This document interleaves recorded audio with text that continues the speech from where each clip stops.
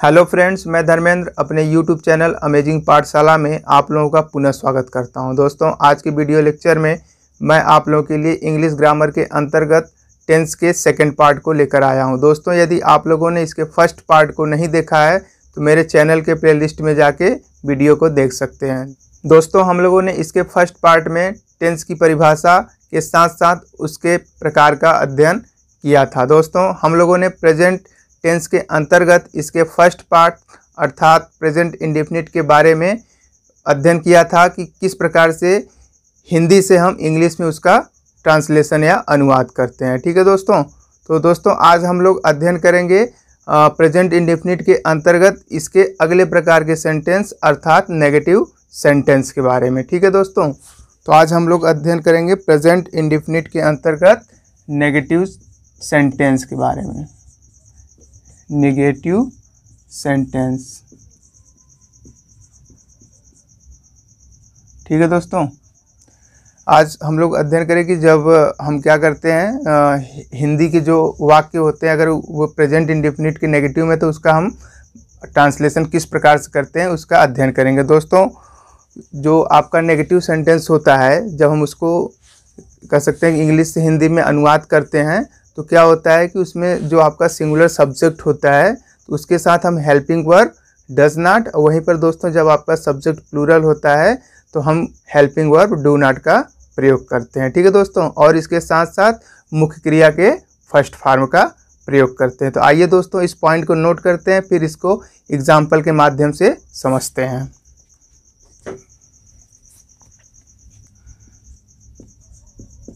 नकारात्मक वाक्यों में सिंगुलर सब्जेक्ट के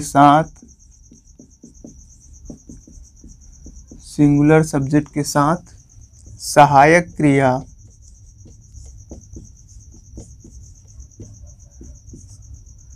डज नॉट। ठीक है दोस्तों। सिंगुलर है तो डज लगाएंगे और नेगेटिव है तो नॉट रहेगा ही। एवं प्लूरल सब्जेक्ट के साथ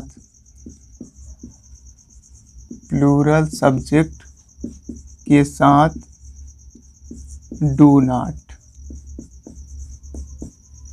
का प्रयोग किया जाता है। एवं मुख्य क्रिया के फर्स्ट फॉर्म। ठीक है दोस्तों। मुख्य क्रिया के फर्स्ट फॉर्म का प्रयोग करते हैं। ठीक है दोस्तों। जब हम प्रेजेंट इंडेफिनिट के नेगेटिव सेंटेंस को ट्रांसलेट करते हैं, अनुवाद करते हैं, तो अगर यदि आपका सब्जेक्ट क्या हो, सिंगुलर हो अर्थात जैसे किसी व्यक्ति का नाम हो या महिला का नाम हो या फिर ही सी इट हो, अगर ये सब सिंगुलर होते हैं सब्जेक्ट, अगर ये सब आ रहे हैं तो दोस्तों उसके साथ हमें क्या लगाना है, हेल्पिंग वर्ब या सहायक क्रिया डज लगाना है। नेगेटिव है तो नॉट तो लगेगा ही। और वहीं पर दोस्तों यदि आपका सब्जेक्ट प्लूरल है, जैसे मान लीजिए आपका आई हो गया, वी हो गया, दे हो गया, अगर ये सब है तो प्लूरल होता है तो उसके साथ हम सहायक क्रिया डू नॉट का यूज़ करते हैं। और दोस्तों मुख्य क्रिया का हमें फर्स्ट फॉर्म लिखना है। और दोस्तों एक बात और इसमें आपको ध्यान देना है कि जो आपका अफर्मेटिव सेंटेंस होता था उसमें हम क्या करते थे, सब्जेक्ट के साथ वर्ब का फर्स्ट फॉर्म प्लस उसके अंत में यस या यस लगाते थे। लेकिन दोस्तों वो क्या होता था, वो वहीं तक सीमित था अर्थात उस नियम का प्रयोग हम सिर्फ अफर्मेटिव सेंटेंस में करते हैं। लेकिन दोस्तों इसमें क्या होता है, इसमें वर्ब के अंत में हम यस या यस का प्रयोग नहीं करते हैं। डायरेक्ट यदि हमारा सब्जेक्ट सिंगुलर है तो हेल्पिंग वर्ब डज, और यदि सब्जेक्ट प्लूरल है तो हेल्पिंग वर्ब डू, और जो आपका मुख्य क्रिया है उसके फर्स्ट फॉर्म का यूज़ करते हैं। ठीक है दोस्तों। आइए इसके स्ट्रक्चर को लिखते हैं, फिर एग्जाम्पल के माध्यम से समझते हैं।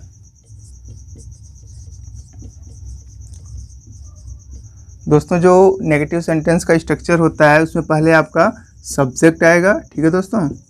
सब्जेक्ट, उसके बाद हेल्पिंग वर्ब आपका डू या डज, दोनों में से एक लिखना है दोस्तों, जैसा सब्जेक्ट वैसी हेल्पिंग वर्ब। उसके बाद आपका नॉट, वर्ब का फर्स्ट पार्ट, इसमें यस या यस नहीं लगेगा दोस्तों, इस चीज़ का आपको ध्यान देने की ज़रूरत है। और लास्ट में आपका फुल स्टॉप रहेगा।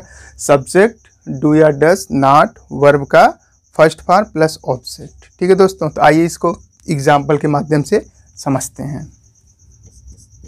दोस्तों एग्जाम्पल है आप लोगों के लिए, वह अपना पाठ याद नहीं करता है।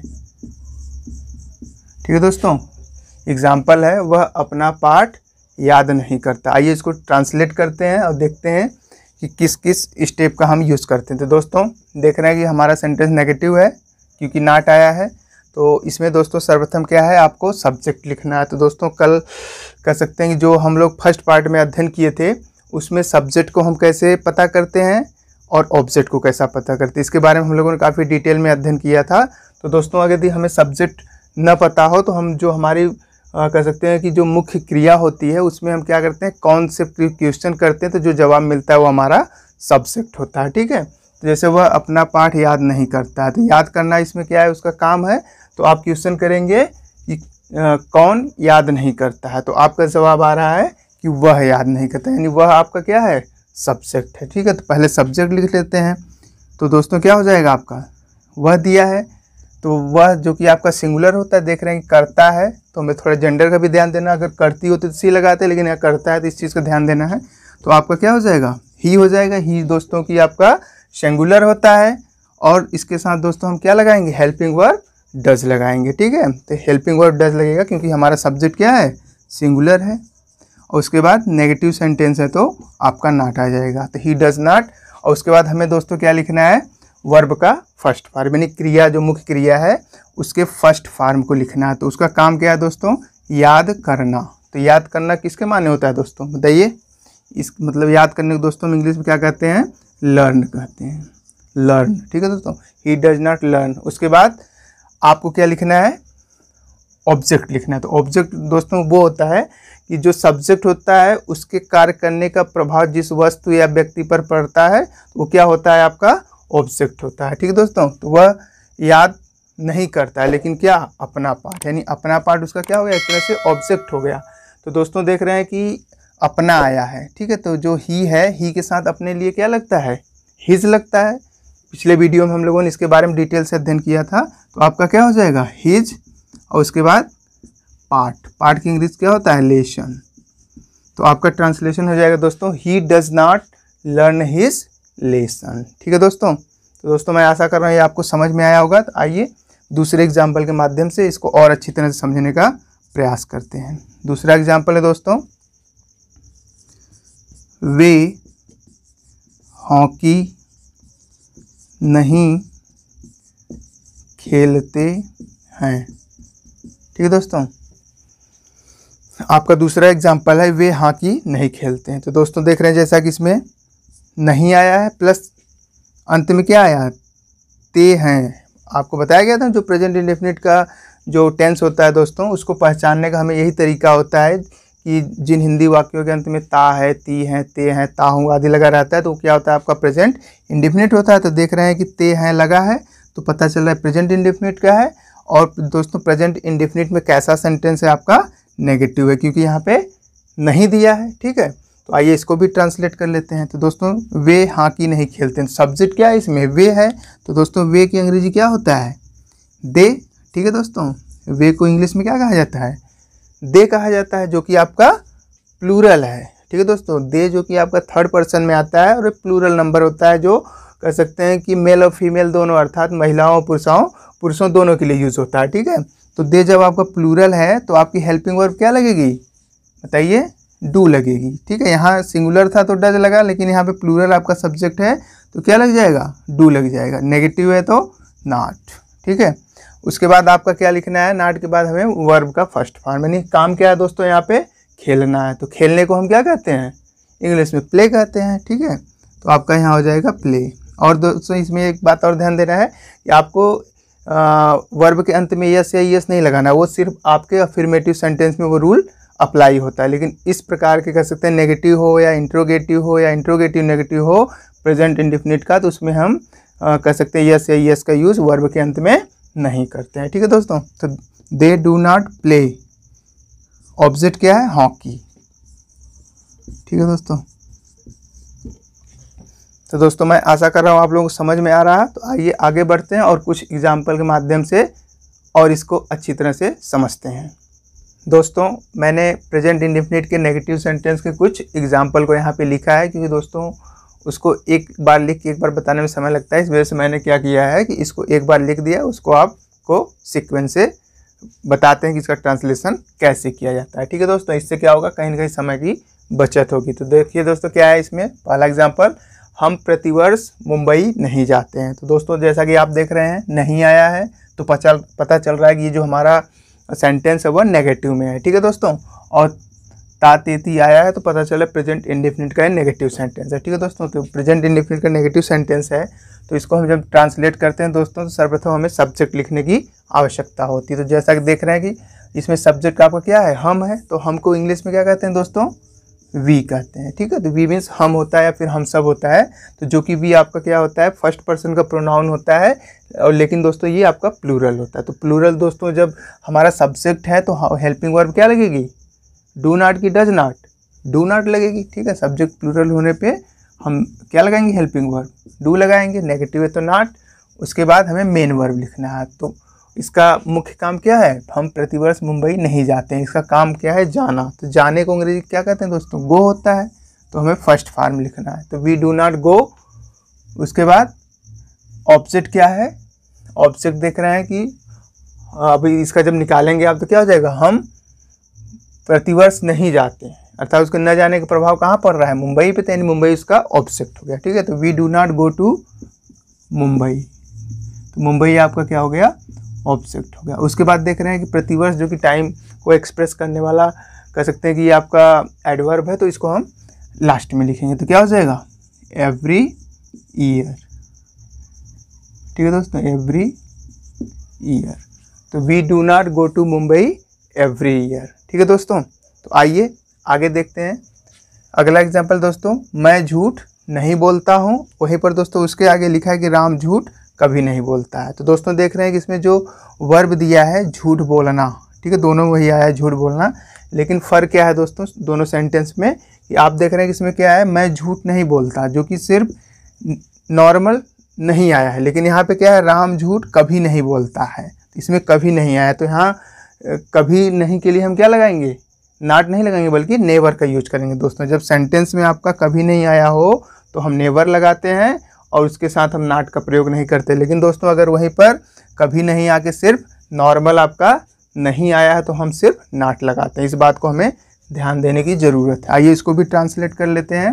तो आपका सब्जेक्ट क्या है, आई है, आई मीन्स मैं होता है, तो मैं झूठ नहीं बोलता, तो क्या हो जाएगा, आई, जो कि आप जानते हैं कि ये फर्स्ट पर्सन का सिंगुलर होता है, लेकिन इसका यूज़ क्या होता है, ये हमेशा अपने साथ प्लूरल वर्ब लेके चलता है ना। ये मतलब सिंगुलर ग्रामेटिकल ढंग से होता है, लेकिन ये अपने साथ हमेशा प्लूरल वर्ब को लेके चलता है।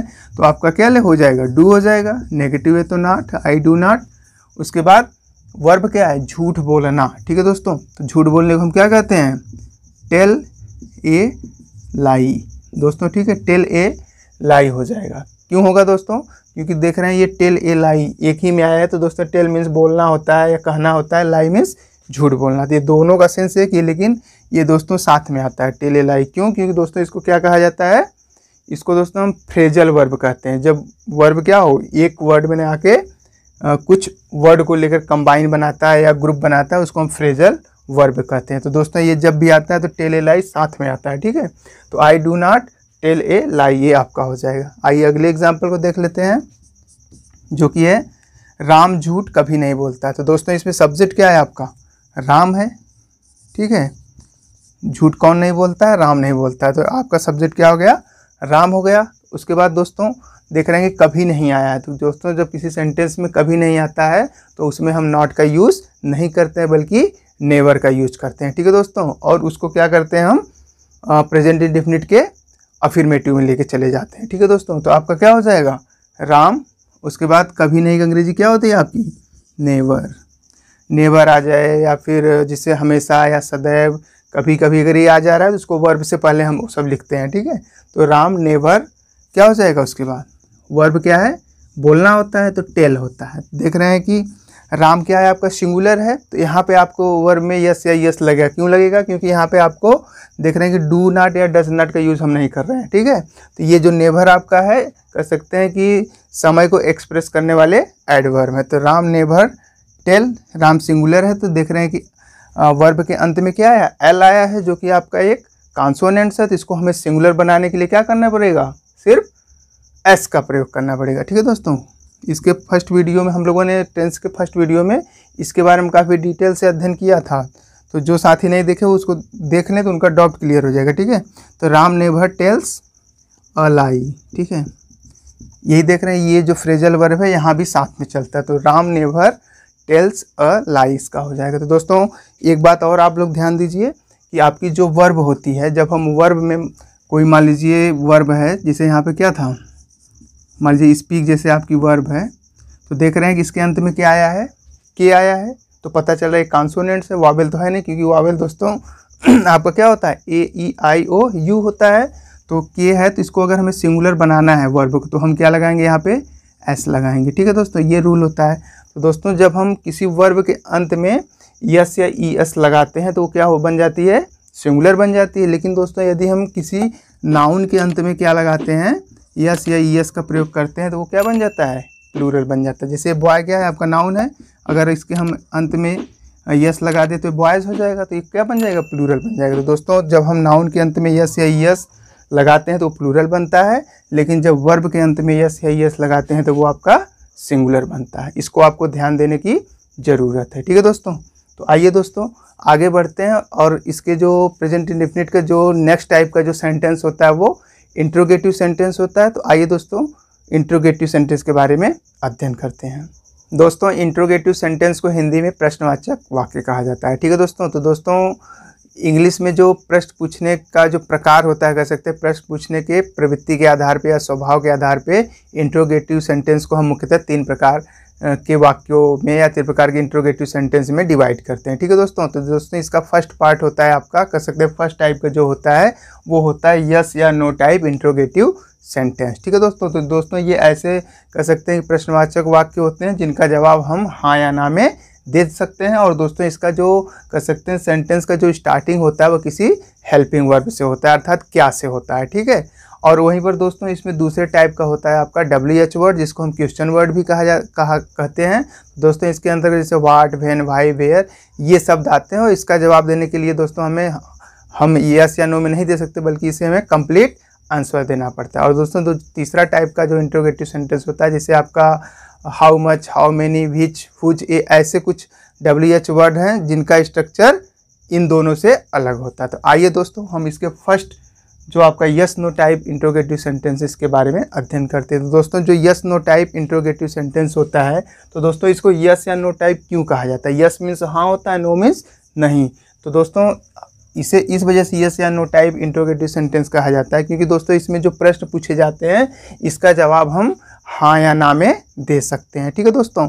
और इसकी खासियत क्या होती है दोस्तों, जो इसमें स्टार्टिंग होता है, जो हिंदी का कोई जब सेंटेंस रहेगा, प्रश्न पूछा जाएगा, तो उसमें दोस्तों क्या से स्टार्ट होता है, ठीक है। तो जो प्रश्नवाचक वाक्य इसमें क्या से पूछा जाएगा, और दोस्तों जब हम इसका ट्रांसलेशन करते हैं तो इस टेंस की अर्थात कह सकते हैं कि यस नो टाइप वाले सेंटेंस में उसका स्टार्टिंग हम हेल्पिंग वर्ब से करते हैं, ठीक है दोस्तों।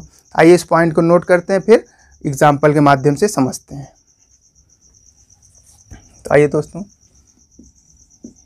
यदि प्रश्नवाचक वाक्यों का, ठीक है दोस्तों, यदि प्रश्नवाचक वाक्यों का आरंभ क्या, ठीक है दोस्तों, यदि प्रश्नवाचक वाक्यों का आरंभ क्या से हो तो सहायक क्रिया डू या डज, ठीक है दोस्तों, सहायक क्रिया डू या डज लग रही है आपकी प्रेजेंट इंडेफिनिट में, तो सहायक क्रिया डू या डज, ठीक है दोस्तों, क्रिया रहेगा यहाँ पे सहायक क्रिया डू या डज को सब्जेक्ट से पहले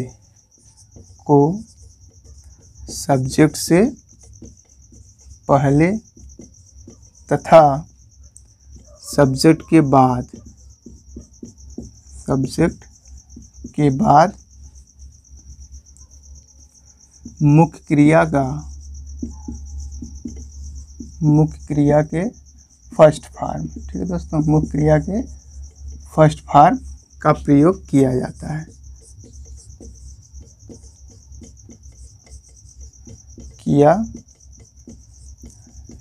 ठीक है दोस्तों। जो आपका फर्स्ट टाइप का इंट्रोगेटिव सेंटेंस होता है यस नो टाइप वाला, इसमें क्या होता है, यदि कोई हिंदी का वाक्य अगर क्या से स्टार्ट हो रहा है, जैसे क्या वह विद्यालय जाता है, अगर क्या से स्टार्ट हो रहा है तो आप क्या करेंगे, सबसे पहले जो हेल्पिंग वर्ब डू या डज होती है उसको हम लिखेंगे, जैसा हमारा सब्जेक्ट रहेगा उसके अकॉर्डिंग हम डू या डज का यूज़ करते हैं, ठीक है दोस्तों। उसके बाद सब्जेक्ट लिखेंगे, सब्जेक्ट के बाद वर्ब का फर्स्ट फॉर्म, फिर उसके बाद ऑब्जेक्ट और लास्ट में आपका क्वेश्चन मार्क आएगा। क्यों? क्योंकि दोस्तों ये प्रश्न वाचक है, इसमें प्रश्न पूछा जाता है तो इसके अंत में क्या आता है, आपका क्वेश्चन मार्क आता है, ठीक है। तो आइए इसको पहले स्ट्रक्चर को लिखते हैं, फिर एग्जाम्पल के माध्यम से समझते हैं।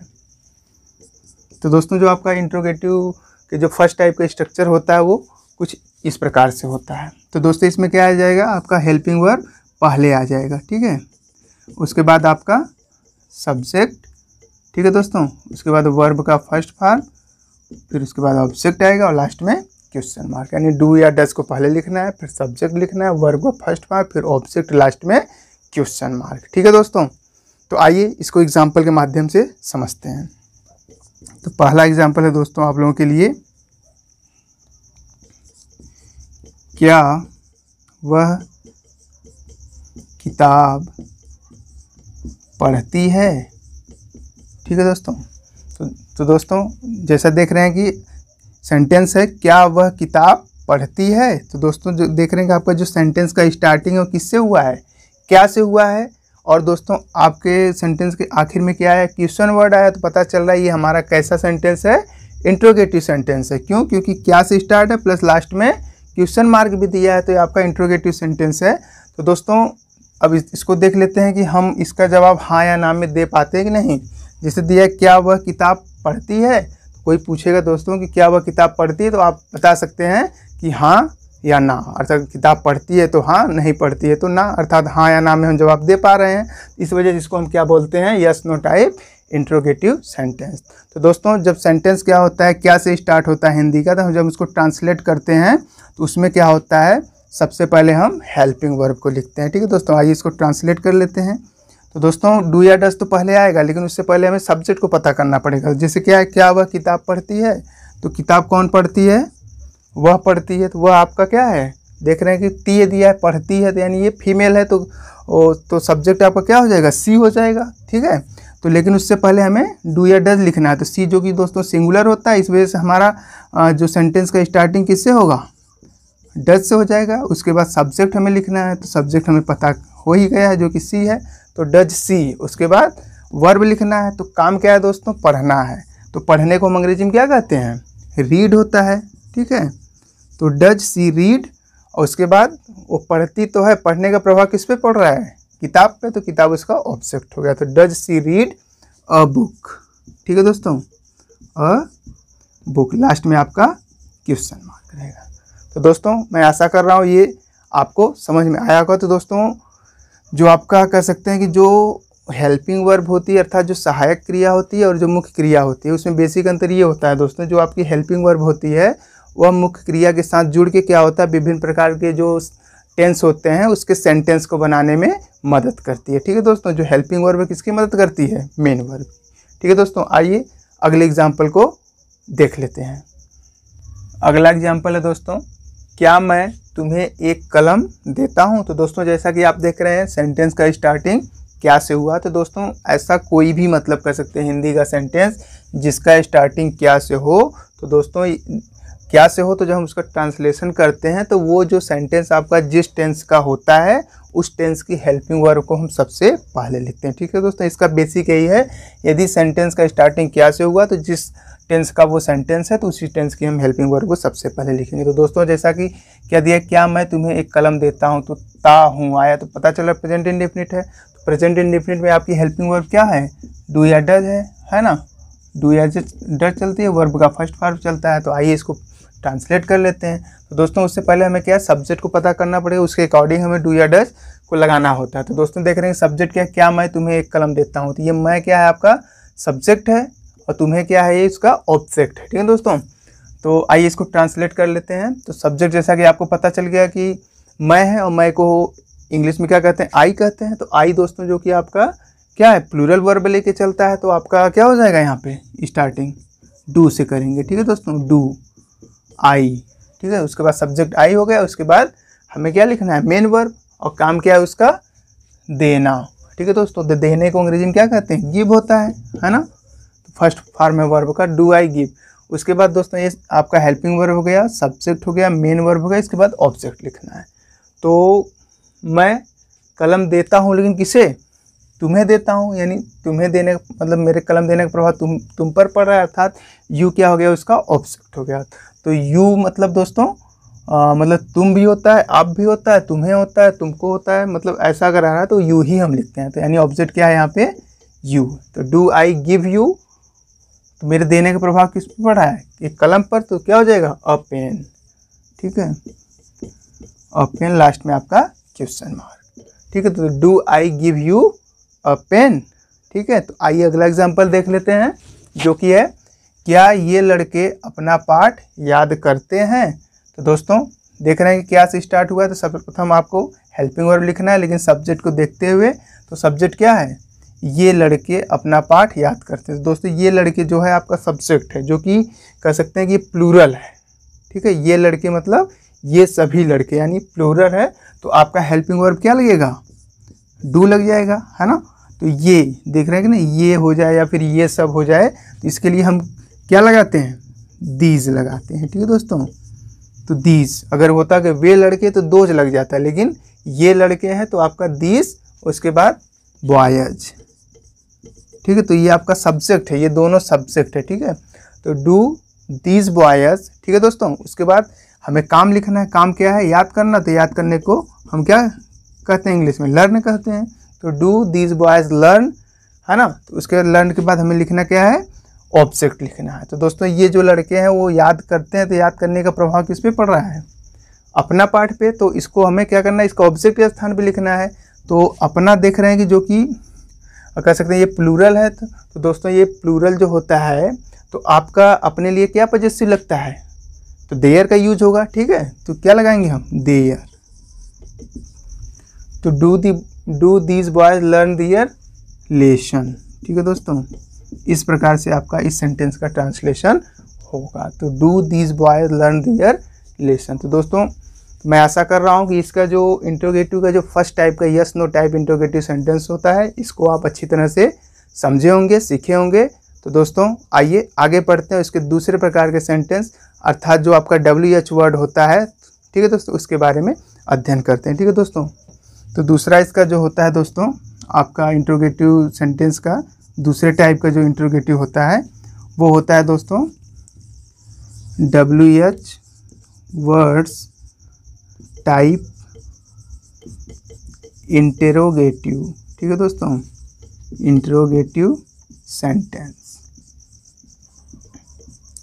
ठीक है दोस्तों, आपको ये ध्यान देना है कि जो आपका WH वर्ड इंट्रोगेटिव सेंटेंस होता है, इसको WH क्यों कहा जाता है, क्योंकि दोस्तों जो इसमें आपका क्वेश्चन वर्ड होता है वो WH से स्टार्ट होता है। जैसे आपका क्या होता है, जैसे व्हाट, व्हेन, है ना, वाई, वेयर, ऐसा बहुत सारा। तो देख रहे हैं कि स्टार्टिंग WH से हो रहा है ना, तो इसको हम इसी वजह से क्या बोलते हैं, WH word type interrogative sentence, या इसको हम दोस्तों क्वेश्चन वर्ड भी बोला जाता है, question word type interrogative sentence. तो दोस्तों जो इस प्रकार के सेंटेंस होते हैं वो क्या होते हैं, कह सकते हैं उनका स्टार्टिंग WH से, व्हाट, व्हेन, वाई, वेयर आदि से शुरू होता है। और दोस्तों इसका जवाब हम यस या नो में नहीं दे सकते हैं। और दोस्तों इसका जवाब देने के लिए हमें क्या करना होता है, कंप्लीट कह सकते हैं आंसर देना होता है, एक शब्द में उसका जवाब हम नहीं दे सकते। ठीक है दोस्तों, तो दोस्तों इसका जो स्ट्रक्चर होता है कि मतलब ऐसे हिंदी के वाक्य जिनमें क्या हो, कब क्यों कैसे आया हो, तो हम क्या करते हैं, सबसे पहले कब क्यों कैसे की अंग्रेजी लिखते हैं। उसके बाद क्या करते हैं दोस्तों, जो आपका पहले प्रकार का जो इंट्रोगेटिव सेंटेंस होता है उसके अकॉर्डिंग से सेंटेंस को हम लिख देते हैं, फिर उसको बना देते हैं। ठीक है दोस्तों, आइए इस पॉइंट को नोट करते हैं, फिर आगे बढ़ते हैं। यदि प्रश्नवाचक वाक्यों के बीच में, ठीक है दोस्तों, यदि प्रश्नवाचक वाक्यों के बीच में कब, क्यों, कैसे, कहाँ, कौन, ठीक है दोस्तों, ये आपका इंट्रोगेटिव सेंटेंस सब है। कब, क्यों, कैसे, कहाँ, कौन, क्या भी होता है इसी में, क्या आदि आते हैं तो, आदि आते हैं तो इनकी, ठीक है दोस्तों, इनकी मतलब ये जो क्वेश्चन वर्ड है, इनकी अंग्रेजी पहले लिखकर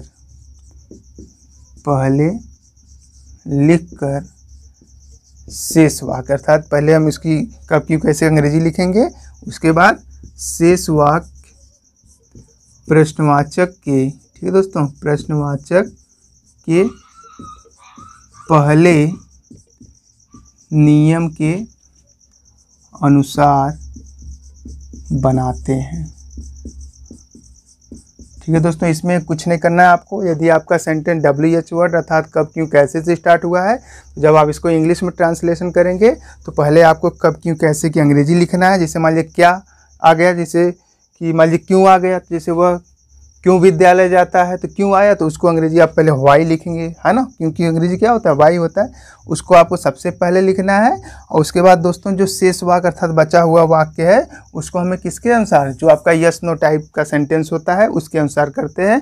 अर्थात सबसे पहले मतलब WH वर्ड के बाद आपका हेल्पिंग वर्ब डू या डज, सब्जेक्ट, वर्ब, और लास्ट में आपका ऑब्जेक्ट और क्वेश्चन मार्क आएगा। ठीक है दोस्तों WH वर्ड्स का जो स्ट्रक्चर होता है वह कुछ इस प्रकार से होता है। ठीक है दोस्तों, जिसमें क्या करना है, जो WH वर्ड होते हैं उसको आपको सबसे पहले लिखना होता है WH वर्ड्स। उसके बाद आपको शेष यस नो टाइप में, उसमें क्या करते थे, पहले आपका डू या डज आता था हेल्पिंग वर्ब, है ना, उसके बाद आपको सब्जेक्ट लिखना है, सब्जेक्ट के बाद आपको वर्ब का फर्स्ट फॉर्म, फिर ऑब्जेक्ट, और लास्ट में क्वेश्चन मार्क कर देना है। कहने मतलब WH वर्ड में सिर्फ आपको कब, क्यों, कैसे अंग्रेजी लिख के शेष वाक्य इंट्रोगेटिव के फर्स्ट टाइप अर्थात यस नो टाइप के अनुसार बनाते हैं। तो आइए दोस्तों इसको एग्जाम्पल के माध्यम से समझ लेते हैं। तो एग्जाम्पल दोस्तों आप लोगों के लिए, वे कहाँ रहते हैं। ठीक है दोस्तों, बहुत छोटा सेंटेंस है। तो देख रहे हैं क्या है, वे कहाँ रहते हैं। तो दोस्तों देख रहे हैं कि क्वेश्चन पूछ रहा है, क्वेश्चन मार्क भी आया है और क्वेश्चन वर्ड भी कहाँ आया है ना, कब, क्यों, कैसे आ रहा है। तो वे कहाँ रहते हैं, तो कहाँ आया, तो इससे क्या है, प्रश्न पूछने का बोध हो रहा है। तो दोस्तों नियम यही बताया गया कि यदि आपका प्रश्नवाचक जो वाक्य है, यदि उसका कह सकते हैं उसके बीच में क्या आया हो, कब, क्यों, कैसे, कहाँ, कौन आया हो, तो उस स्थिति में हम सबसे पहले WH वर्ड अर्थात जो आपका क्वेश्चन वर्ड है उसको पहले लिखते हैं। तो आइए दोस्तों इसको पहले ट्रांसलेशन कर लेते हैं। तो देख रहे हैं कि वे कहाँ रहते हैं, तो कहाँ की अंग्रेजी क्या होता है बताइए, वेयर होता है। ठीक है दोस्तों, तो वेयर होता है, वेयर मीन्स कहाँ होता है, तो उसको आपको सबसे पहले लिखना है। उसके बाद डू या डज तो लिखना है, लेकिन सब्जेक्ट को देखते हुए, तो सब्जेक्ट क्या है आपका, वे है जो कि प्लूरल है, तो आपका हेल्पिंग वर्ब क्या लग जाएगा, डू लग जाएगा, है ना। फिर उसके बाद सब्जेक्ट आपका दे हो जाएगा, तो वेयर डू दे, और उसके बाद क्या लिखना है, वर्ब लिखना है। तो काम क्या है दोस्तों, इसका रहना होता है, तो रहने की अंग्रेजी क्या होती है, लीव होती है ना, LIVE लीव, लीव मीन्स रहना होता है, और लास्ट में आपका क्वेश्चन मार्क आ जाएगा। और दोस्तों क्योंकि इसमें ऑब्जेक्ट नहीं दिया है तो ऑब्जेक्ट लिखने की आवश्यकता नहीं है, तो आपका हो जाएगा वेयर डू दे लीव। ठीक है दोस्तों, तो दोस्तों इसमें कुछ करना नहीं है, WH वर्ड को पहले लिखना है, शेष जो वाक्य है पहले नियम के अनुसार। आइए दूसरे एग्जाम्पल को देख लेते हैं। दूसरा एग्जाम्पल है दोस्तों, राम और श्याम। ठीक है दोस्तों, राम और श्याम पत्र क्यों लिखते हैं। ठीक है दोस्तों, क्यों लिखते हैं। तो आप देख रहे हैं कि राम और श्याम पत्र क्यों लिखते हैं, तो इसमें ऐसा कौन सा वर्ड है जिससे प्रश्न पूछने का बोध हो रहा है, तो दोस्तों देख रहे हैं कि क्यों। तो क्यों जो कि प्रश्न पूछने का बोध होता है, तो हमें क्या करना है, सबसे पहले क्यों की अंग्रेजी लिखना है। तो क्यों की अंग्रेजी क्या होता है दोस्तों बताइए, वाई होता है, WHY, वाई मतलब क्यों, तो वाई हो जाएगा। उसके बाद हमें क्या लिखना है, हेल्पिंग वर्ब डू या डज तो लिखना है, लेकिन सब्जेक्ट को देखते हुए। तो दोस्तों इसमें सब्जेक्ट क्या है, देख रहे हैं कि राम और श्याम पत्र क्यों लिखते हैं। तो पत्र कौन लिखता है दोस्तों, इसमें देख रहे हैं राम और श्याम दो व्यक्ति हैं, उसको और के माध्यम से जोड़ा गया है, अर्थात ये आपका क्या है, अलग अलग दो व्यक्ति हैं, तो आपका ये प्लूरल हो गया। तो प्लूरल हो गया तो दोस्तों आपकी हेल्पिंग वर्ब क्या लगेगी, डू लग जाएगी। ठीक है, तो वाई डू, उसके बाद सब्जेक्ट आपका क्या हो जाएगा, राम एंड, और की अंग्रेजी एंड हो जाएगा, उसके बाद श्याम। ठीक है दोस्तों, why do Ram and Shyam, और उसके बाद क्या लिखना है, वर्ब लिखना है, काम क्या है उनका, लिखना। तो लिखने का अंग्रेजी क्या होता है, राइट। ठीक है, तो राइट मीन्स लिखना होता है। और क्या लिख रहे हैं, पत्र। ठीक है, तो पत्र की अंग्रेजी लेटर होता है, तो अ लेटर, और लास्ट में आपका क्वेश्चन मार्क आ जाएगा। तो हो जाएगा आपका सेंटेंस दोस्तों, why do Ram and Shyam write a letter. ठीक है दोस्तों, तो दोस्तों मैं आशा कर रहा हूँ आप लोगों को ये जो आपका दूसरे टाइप का WH वर्ड टाइप का इंट्रोगेटिव सेंटेंस है वो भी समझ में आया होगा। तो दोस्तों आज की वीडियो में बस इतना ही। तो दोस्तों आज हम लोगों ने प्रेजेंट इंडेफिनिट के अंतर्गत इसके नेगेटिव सेंटेंस और इंट्रोगेटिव सेंटेंस के फर्स्ट टाइप अर्थात yes no type interrogative sentence और दूसरा प्रकार का इंट्रोगेटिव सेंटेंस अर्थात WH वर्ड टाइप के इंट्रोगेटिव सेंटेंस का अध्ययन किया और दोस्तों उसको एग्जाम्पल के माध्यम से समझने का प्रयास भी किया। तो दोस्तों इसके जो कुछ और मतलब कह सकते हैं, जो इसका तीसरा पार्ट इंट्रोगेटिव का होता है, जैसे हाउ मच, हाउ मेनी, विच, हुच, ये वाला जो तीसरे टाइप का इंट्रोगेटिव सेंटेंस है। और दोस्तों इंट्रोगेटिव नेगेटिव, ठीक है दोस्तों, ऐसा मतलब प्रश्न जिसमें प्रश्न भी पूछा जाए प्लस नेगेटिव हो, इसका अध्ययन हम दोस्तों इसके नेक्स्ट पार्ट में करेंगे। ठीक है दोस्तों तो मैं आपको पूरी उम्मीद के साथ ये कह सकता हूँ कि यदि आप लोग थोड़ा सा भी अगर ग्रामर के बारे में आपको जानकारी है तो मैं आपको 100% ग्रामर सिखाने की पूरी प्रयास कर रहा हूँ। ठीक है दोस्तों, तो दोस्तों यदि आप लोगों को वीडियो पसंद आया है तो प्लीज़ वीडियो को लाइक करें, दोस्तों के साथ शेयर करें, और दोस्तों यदि आप लोगों ने चैनल को अभी तक सब्सक्राइब नहीं किया है तो चैनल को भी सब्सक्राइब कर लें। धन्यवाद।